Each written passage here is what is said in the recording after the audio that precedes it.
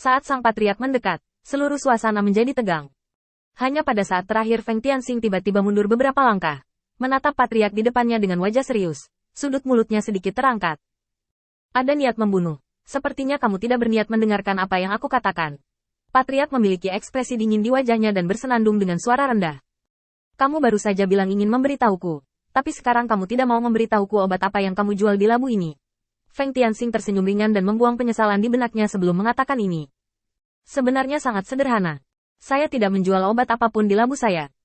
Hanya saja Anda curiga, melihat Teran di dekatnya yang cukup waspada terhadapnya. Feng Tianxing sangat jelas di dalam hatinya bahwa orang-orang ini tidak dapat mempercayai sepatah kata pun yang dia katakan. Adapun patriark ini, dia hanya menunggu Feng Tianxing mengungkapkan kekurangannya, dan kemudian mengalahkannya dengan satu pukulan. Feng Tianxing tidak terkejut dengan hal seperti itu. Karena dia tahu betul bahwa kebencian antara ras iblis dan ras manusia tidak dapat didamaikan, dan itu bukanlah sesuatu yang dapat diubah sendiri. Apalagi bagi patriark yang sudah memiliki beberapa kultivasi dan jauh lebih tua dari yang lain. Dia telah melihat terlalu banyak hal, dan telah membentuk konsep yang melekat, yang tidak akan berubah karena Feng Tianxing. Tidak peduli apa yang dia katakan di sini hari ini, dia tidak akan mempercayainya, jadi mengapa mengatakannya? Feng Tianxing menggelengkan kepalanya. Saya hanya berpikir itu sangat disayangkan. Anda bisa memahami harapan akan munculnya kembali umat manusia. Anda tidak memahaminya. Wajah Feng Tianxing tenang. Matanya menyapu semua orang. Sekarang dia dikepung oleh pengepungan yang berat. Tidak sulit untuk keluar.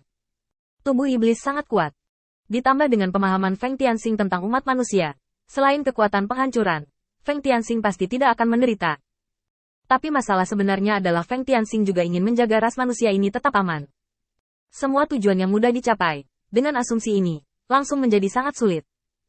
Begitu dia memikirkannya, Feng Tianxing terbang langsung ke tanah. Patriark umat manusia mengangkat tangannya hampir pada saat yang sama. Guntur mengamuk di telapak tangannya, dan langsung menyambar ke tanah, menggelegar-menggelegar. Cahaya putih menyilaukan melintas, meninggalkan udara gelisah, seolah-olah terbakar, menusuk jantung untuk sementara waktu. Serangan mendadak, Feng Tianxing tiba-tiba surut. Semua ini terjadi begitu cepat sehingga orang-orang yang hadir tidak bereaksi. Sang patriark telah bergegas ke tanah. Di hutan yang jarang, mengikuti Feng Tian dari dekat. Jejak garis. Sosok seperti hantu. Selama periode ini, sang patriark juga mencoba menyerang beberapa kali, tetapi tidak berhasil. Bahkan jika Feng Tianxing memikirkannya dengan jari kakinya, dia tahu bahwa patriark akan memiliki pemikiran yang menyinggung. Dia terlalu akrab dengan teknik kultivasi umat manusia, dan menjadi lebih mudah untuk menghindarinya. Tidak terburu-buru untuk menyingkirkan patriark, Feng Tianxing terbang jauh-jauh.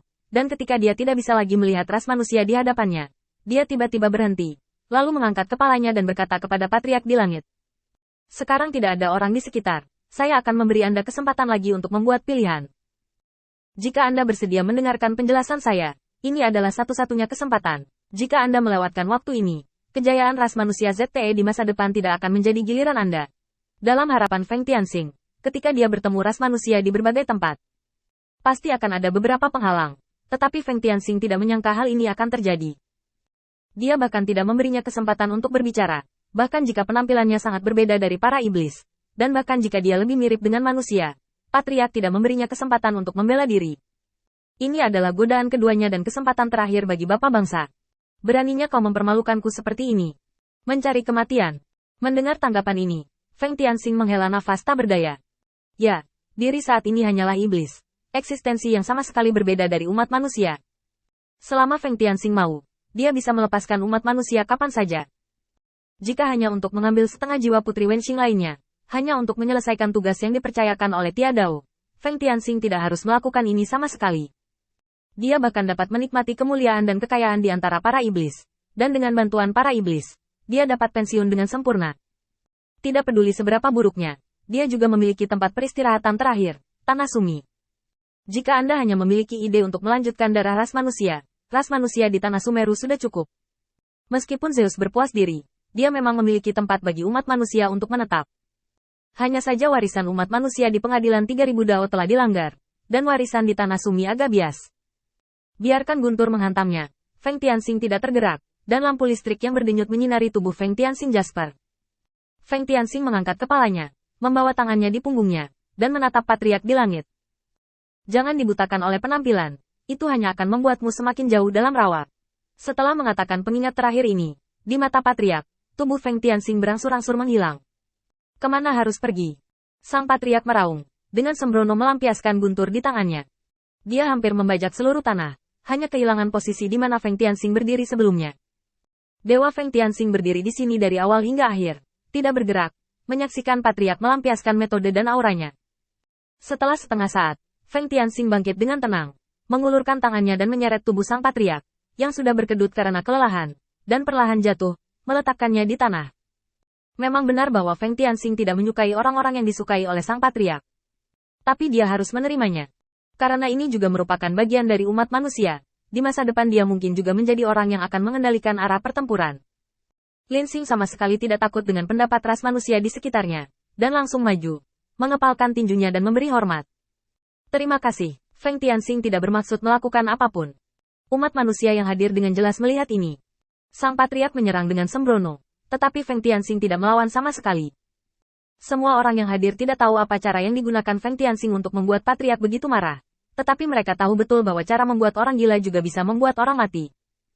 Hari ini, Feng Tianxing melepaskan Patriark, yaitu, dia benar-benar mengumumkan kepada orang-orang ini bahwa dia Feng Tianxing tidak memiliki niat buruk terhadap iblis yang hadir. Setidaknya tidak sekarang. Penemuan ini membuat semua orang yang hadir terdiam. Jika Feng Tianxing benar-benar merugikan mereka, itu akan terlalu mudah. Lei Ting, yang terbaik di Patriark sebelumnya, tidak bisa berbuat apa-apa pada iblis di depan mereka, dan mereka tidak memiliki kesempatan untuk mengguncang Feng Tianxing. Lin Xing memeriksanya sebentar, lalu dia merasa lega dan menatap Feng Tianxing. Apakah kamu masih tertarik untuk berbicara denganku? Feng Tianxing tersenyum ringan. Kamu sudah mengundangku seperti ini, kenapa kamu tidak bertanya di sini saja? Beri kamu waktu setengah batang dupa, atau aku yang mengatur aturannya lebih awal. Kecuali untuk hal-hal yang berkaitan dengan identitasku. Aku bisa menjawabmu.